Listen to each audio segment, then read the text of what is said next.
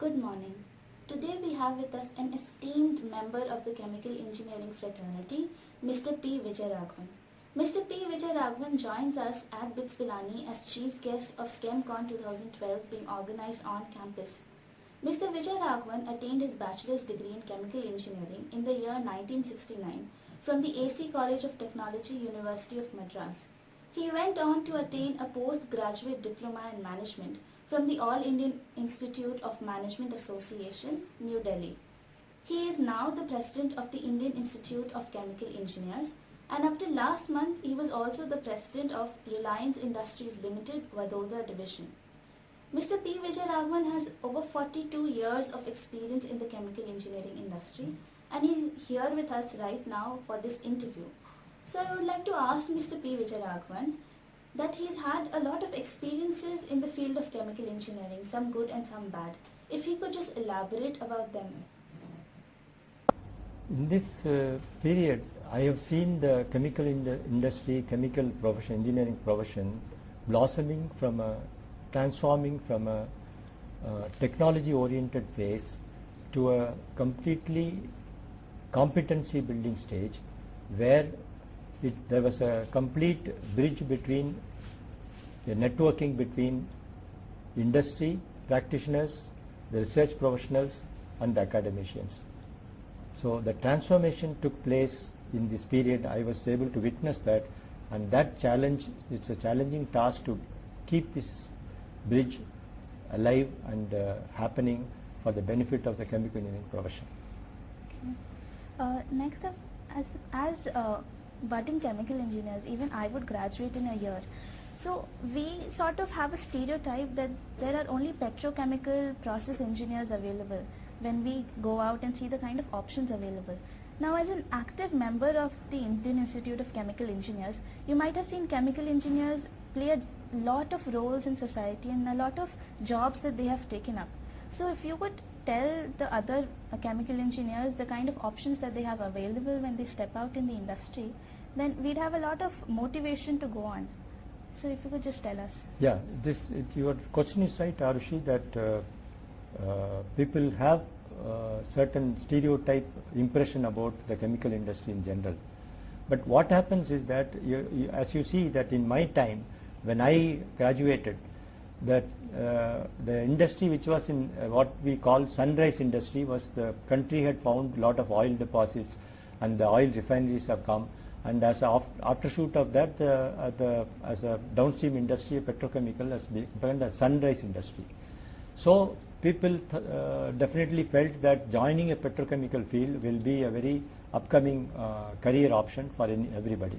So we had developed an interest and we went into that.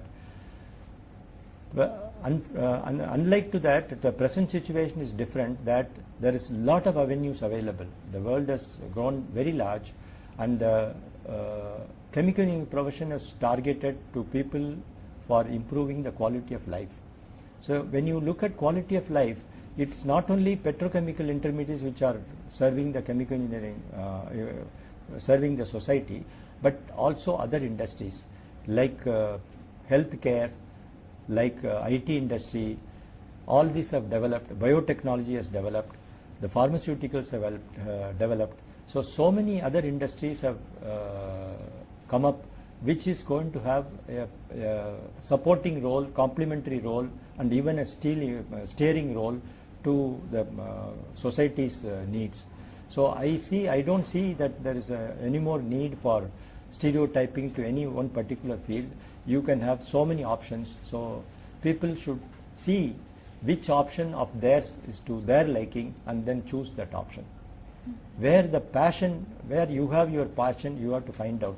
And there the institutions like IICHE as well as institutes like BITS help you to identify that passion during your course. And that passion, once you develop, you will be in a position to have a very good career growth like me. I agree. Next, as men of science, I guess even you will agree that research is a very important factor for the growth of any industry. So can you elaborate on the points of research or the topics of research that you would see chemical engineers take up actively so that there's a lot of development in this field, or otherwise this field is obviously going to remain stagnant? As I said yesterday, the expenditure on research and development happens to be 0.25% of our GDP currently. And the government as well as the CSIR, DST have targeted a 2.5% of 2 to 3% of GDP as the target for R&D expenditure. This means that if you take the specialty chemical industry alone, which is today of $120 billion industry, you at least have about $2 to $2.5 billion has to be invested in R&D alone. It's only in specialty industry. You take petrochemicals, you see other pharmaceuticals, you see healthcare.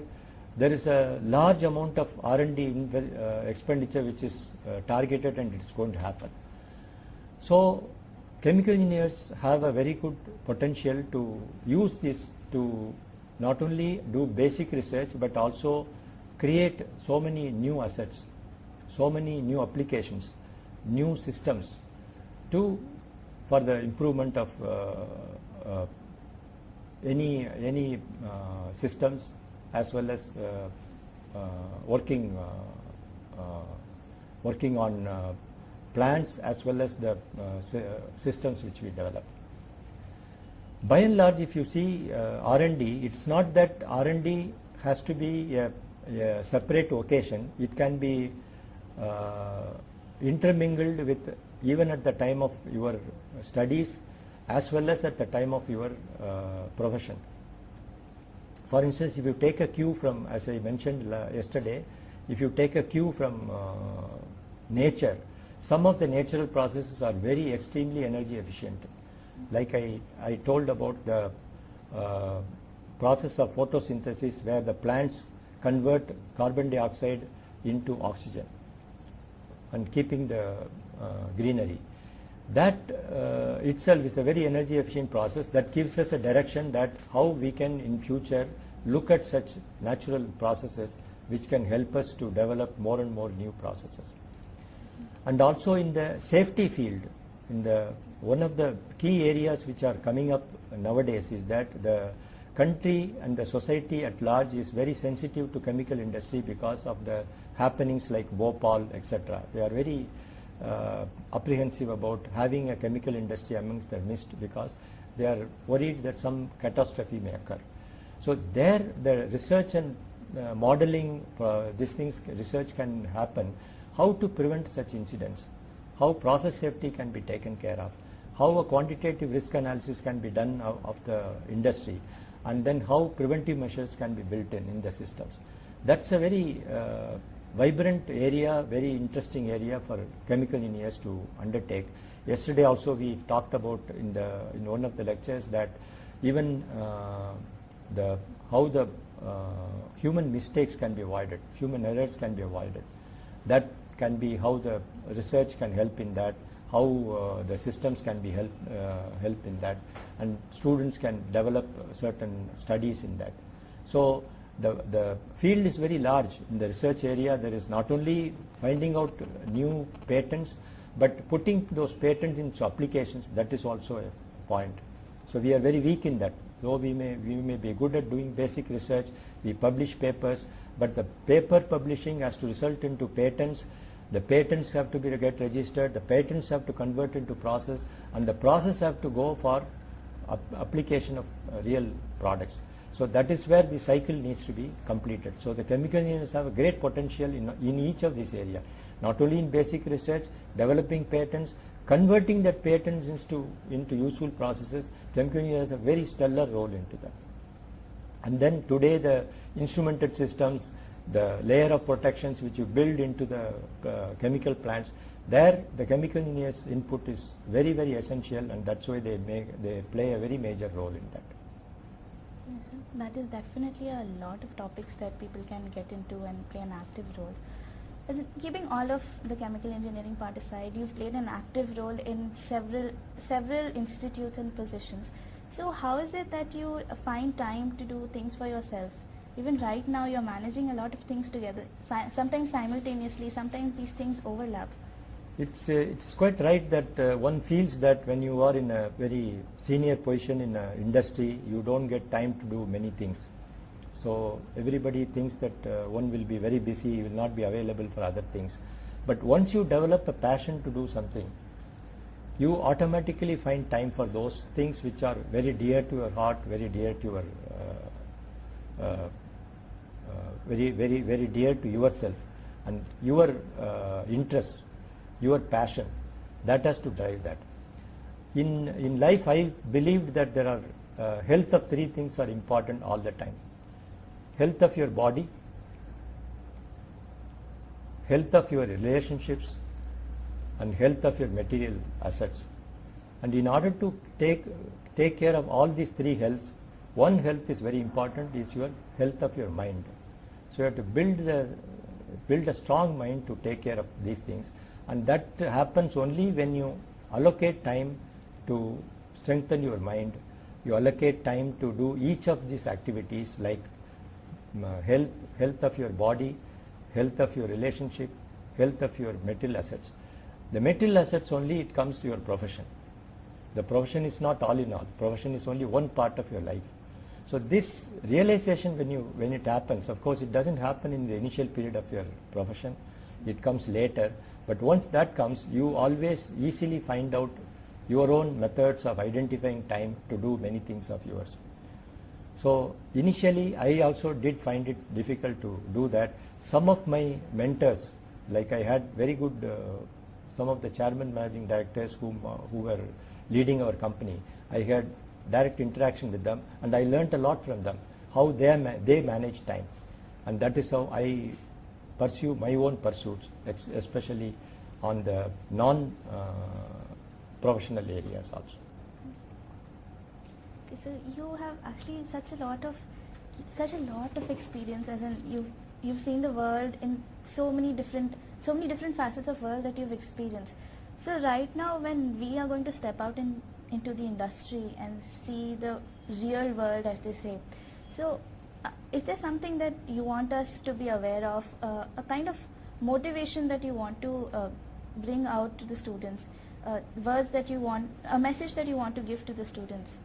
If you had such an opportunity, what would that be? So it's a right question you have asked, that when you step into the world outside, after you complete your graduation or whatever it is, you have certain expectations, but that expectations are never met when you go there. So it is easy to get disappointed and then feel frustrated. But then it kills your motivation. So the best way is to have your expectations pretty low initially, have lot of options with you, and then look at what option drives you, what is the passion which drives you, and then tries to see the best option to meet that passion always. So initially you may not be able to succeed, but over a period, when you go ahead in your career, you will be definitely in a position to find out what has a good integration between your passion as well as the option which you have in front of you. That is how you can do that. The message here is that you should always be aware of your passion and the options available. As long as you are aware of that, you will be able to succeed in life very well. Thank you so much for this interview. It is. You may think that it is very easy to say, but it is difficult to practice. But once you start practicing, you will be definitely in a position to succeed. I wish the entire student community all the best to meet the chemical industry's needs of the future. Okay. Thank you so much for the interview. Thank you.